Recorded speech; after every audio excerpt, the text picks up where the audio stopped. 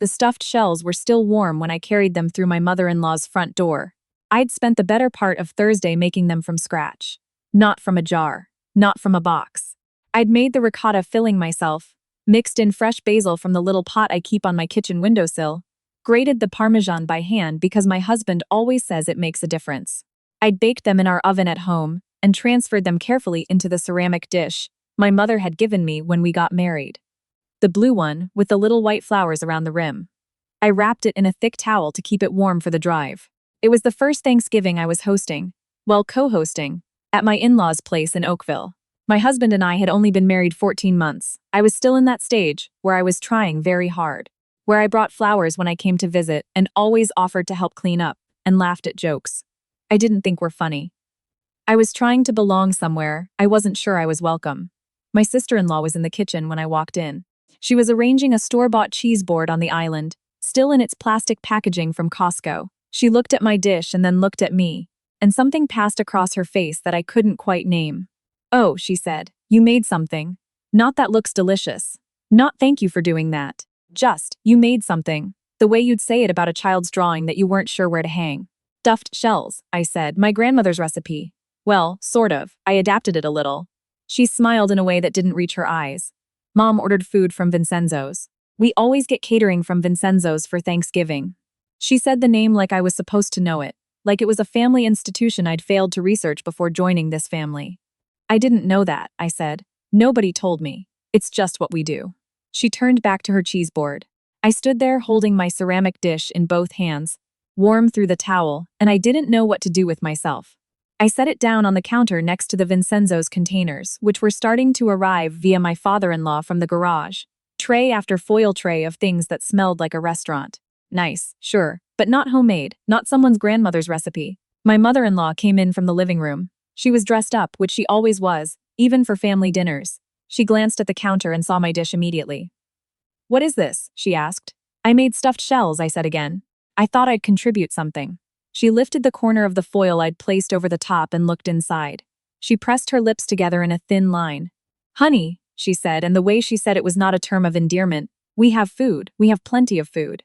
We do Vincenzo's every year. This is a tradition." She said tradition like it was a law she was citing. Like I had broken something official. "I just wanted to help," I said. "It's very sweet," she said, in a voice that meant it was not sweet at all. "But this is going to take up counter space.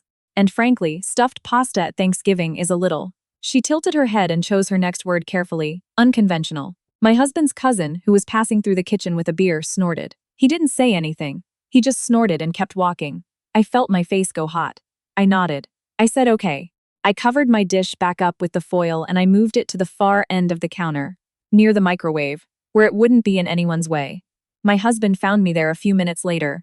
He could tell something had happened just by looking at me. I've never been good at hiding things, and I gave him the short version in a low voice.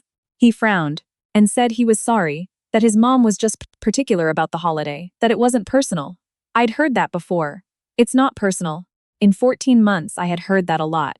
The afternoon moved on the way those afternoons do. People arrived in waves. The catering was laid out on the dining room table, and it looked beautiful. I'll give it that. There were roasted potatoes and glazed carrots, and a turkey that had been professionally carved, and a cranberry sauce with actual orange zest in it. My dish sat at the end of the counter in the kitchen, untouched, still wrapped in foil. A few people walked past it and didn't ask what it was. My husband's aunt, at one point, lifted the corner of the foil and looked inside.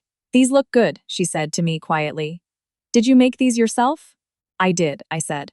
"I'll definitely try some," she said. And she meant it, I think. But in the shuffle of getting everyone seated and getting the little kids their plates first, I'm not sure she remembered. Nobody put the shells on the table. I didn't say anything. I helped pass the cranberry sauce and I complimented the glazed carrots, and I talked to my husband's uncle about his retirement plans and his small property near Collingwood. I was good. I was very, very good. After dinner, when people were sitting around in that comfortable, overfull way, my sister-in-law started clearing the catering trays. She picked up my dish without looking at it, carried it to the counter near the sink, and set it down with everything else that was being consolidated. "Should I take this home?" I asked. She shrugged. "Up to you. I mean, nobody really touched it. There it was. Simple as that. Nobody really touched it." I looked at that ceramic dish, the blue one with the white flowers, the one my mother gave me, and I picked it up. I wrapped the towel back around it. I found my husband in the living room with his dad and two of his cousins watching a hockey game, and I went to him and I said, quietly, next to his ear, "I'm going to put the shells in the car." He looked up. "Are you okay?" "I'm fine," I said. "I'm just going to take them home." He started to get up. "Stay," I said. "I'll be right back." I walked out through the front door. The November air hit me clean and cold. That particular kind of cold you only get in southern Ontario in late November, where it's not quite bitter yet, but you can feel winter making its case. I put the dish in the back seat of our car. I tucked the towel around it. Then I stood there in the driveway for a minute. And I thought about my grandmother, who had taught me this recipe on a Saturday afternoon, in her kitchen in Hamilton when I was 11 years old. How she'd let me mix the filling with my hands because she said you could feel when it was right. How she'd said always use whole milk ricotta, never the low fat, it's not worth the sadness. How the dish had come out of her oven golden on top, and I'd felt so proud of something I'd helped make. I went back inside. I told my husband I wasn't feeling well, which was true, though not in a physical way, and that I was going to head home. He offered to come with me. I told him to stay, that his family was all there, that I'd be fine. He walked me to the door, looked at me with that expression he has, where he's trying to figure out how bad it actually is. And I kissed him on the cheek and said I'd see him later. I drove home to our apartment in Burlington. I reheated 2 stuffed shells in the oven, not the microwave, because my grandmother always said the microwave makes the cheese go wrong. And I ate them at our kitchen table, with a glass of red wine and the television on in the background. They were good. They were really genuinely good. I texted my mom a photo. She responded with 3 heart emojis, and my mother would be so proud. My husband came home around 10. He sat down across from me at the kitchen table and he said, "Tell me what actually happened," so I told him. All of it. The "oh, you made something," the unconventional, the nobody really touched it. I told it all flat and even, not crying, which I think surprised him. He was quiet for a moment. "I should have said something," he said. "Yes, I agreed, you should have. I'm sorry, I know." We sat with that for a while. He asked if there were any shells left. I told him there were plenty. He got up and reheated some, and ate them standing at the kitchen counter. And after the first bite, he said, "These are actually incredible." And I said, "I know. That's the part that bothers me." That was the Thursday. By Saturday, things had shifted. My mother-in-law called in the afternoon. I let it ring and my husband answered. I could hear her voice but not the words. I watched his face change as he listened. That slight tightening around his eyes that meant the conversation was not what he'd expected. When he hung up, he looked at me for a moment before he spoke. "She's asking if you'd share the recipe," he said. I blinked. "For the stuffed shells," he said. Apparently my aunt told everyone about them at the end of the night. And my uncle asked my mom why they weren't served at dinner. And someone else apparently said the same thing. He paused. "She wants the recipe." I looked at him. "She said she'd love to make them for Christmas," he added, which I think he immediately regretted saying, because I watched something cross my face that clearly alarmed him. "She wants me to give her the recipe," I said slowly, "so she can make my grandmother's dish for Christmas dinner." He had the good sense not to answer that directly. Here's what I said. I said, "She had the dish there on Thursday. She chose not to put it on the table. She said it was unconventional. She didn't try it and didn't encourage anyone else to try it. And now she wants the recipe." "I know," he said. "No," I said. "I just want to make sure we're both clear on the sequence of events." He nodded slowly. I picked up my phone and I called my mother-in-law back. She answered on the second ring, in that warm voice she uses when she wants something. And she said how lovely it was, that I'd gone to so much trouble on Thursday, and she'd heard such wonderful things about the pasta, and she thought it would be just perfect for Christmas. I let her finish. Then I said, "I'm so glad you're interested. I'd love to bring the stuffed shells to Christmas dinner." A beat. "Oh," she said. "Well, we usually do the turkey from Vincenzo's," I said. "I know, but you said the stuffed shells would be perfect for Christmas, so I'll make them and bring them, and we can have both."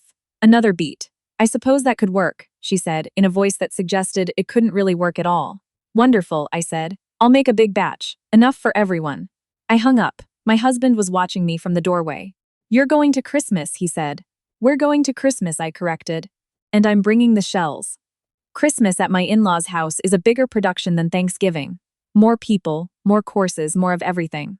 My husband's parents have a large house in Oakville with a proper dining room and a kitchen that opens onto it. And my mother-in-law spends weeks preparing. There's a real tree, always fresh, always from the same farm in Halton Hills they've been going to since my husband was a child. There are cloth napkins and good china and candles.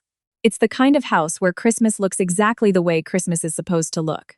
I arrived with 2 large ceramic dishes of stuffed shells, reheated and ready, wrapped in towels in a box in the back seat. My husband carried them in. My mother-in-law met us at the door. She looked at the box. 2 dishes, she said. I said I'd make enough for everyone, I said. She showed us inside. Her sister was already there and 2 of my husband's cousins with their families, and my father-in-law, who shook my hand warmly and asked me how the drive had been. He's always been kind to me, my father-in-law. In a quiet, understated way. He doesn't say much, but what he says is decent. My sister-in-law was in the kitchen. She looked at the dishes when my husband set them on the counter and then looked at me, and she didn't say anything this time. Something in her expression had changed since Thanksgiving. Not warm exactly, but different. My husband's aunt, the one who'd lifted the foil on Thursday, came into the kitchen almost immediately. Are these the famous shells? She asked. She actually used the word famous. These are the shells, I said. I'm so sorry I didn't get to try them at Thanksgiving, she said. I kept meaning to, and then everything happened so fast. It was a busy night, I said. She stayed in the kitchen and talked to me while I did a few last-minute things, and I found I liked her very much. She was straightforward in the way some people in their 60s become, when they've stopped worrying about what people think. She told me she'd heard I'd left early on Thursday. I said I hadn't been feeling well. She nodded slowly, in a way that said she understood more than I'd said. When dinner was served, my mother-in-law arranged everything on the table herself, the way she always did. The turkey came out first, from Vincenzo's, beautiful and professionally carved. Then the potatoes, the green beans with almonds, the cranberry. And then my husband carried the 2 ceramic dishes from the kitchen and set them in the middle of the table. His mother didn't say anything as he did it. I was watching her from the corner of my eye. My father-in-law was the first to serve himself the shells. He took a generous portion, set it on his plate beside the turkey and tasted them. He looked up at me. These are wonderful, he said, simply, directly, no performance in it. Thank you, I said. After that, people helped themselves. My husband's aunt took 2 servings. One of the cousins asked if the recipe was online. A child at the table, one of the little ones, maybe 4, ate shells and refused the turkey entirely, which made his mother roll her eyes and everyone else laugh.